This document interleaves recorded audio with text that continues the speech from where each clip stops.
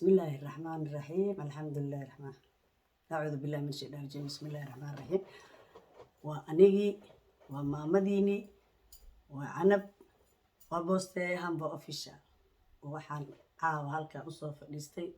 وهوينك ومركز تنا أوفديو برنامج كأن عن كهلايو ودي الصحة قلاداتك هوينكينا وحان إذن لي هاي sida aan ku noolnahay ama Yurub aan joogno ama qurbo aan joogno waa si adduunka dhan ay noola yaabin maanta haddaan nabad qabno beri ma nabad qabno hooyo unbaa meeshaan ku dhibaataysan Yurub xaaladdeedii ayaa saas noqotay ogaan marka waxyaalaha aan idinkala hadlaayo dhibaatooyinka aan ku jirno waxay tahay annagii kuma mashquulsanin gurigeen iyo ilmeen waxaan ku mashquulsanahay waa dad kale iyo guryo kale marka inta ku jirno wax ma noo hagaagayaan walaaltinimada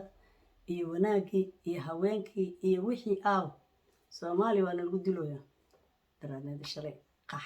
qaraxa dhaco aragteen Ingiriiska waa la isku dilooyaa Amerika gobol kasta waa lagu dilooyaa meel aan ciyaalkeena ku dhamaanaynin ma lahan marka wax qaban karana waa haweenka nin waxba ma qaban karo waxna ma soo bi karo qofku wax soo bi waa idinka marka waxaan halkan barnaamijkaas aan idinku tala galay taleefankayga idin soo qoraya waa inaad soo hadashaan waa inaad ila soo xiriirtaan